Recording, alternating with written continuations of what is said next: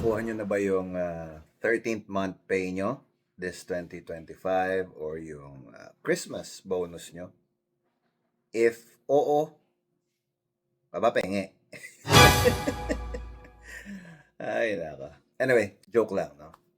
If nakuha nyo na yung, yung 13th month pay nyo at yung Christmas bonus nyo and or Christmas bonus nyo, at hindi pa ubos. Most of the time, no? Inuubos nga natin yan. Buying stuff na kung ano-ano.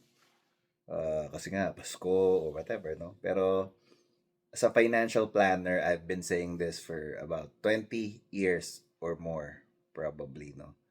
This is actually an opportunity for you to start a business, no? Syempre, hindi kasi laki ng Jollibee or whatsoever, no? But it's an opportunity, it's seed money, no? Could be a seed money for something good, no? For 2026.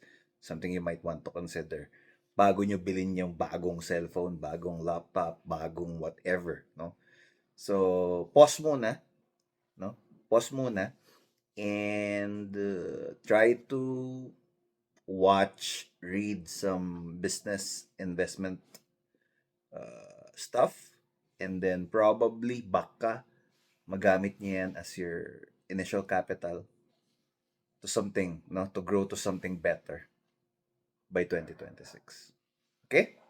Just a friendly reminder from your certified associate financial planner / LCIF coach.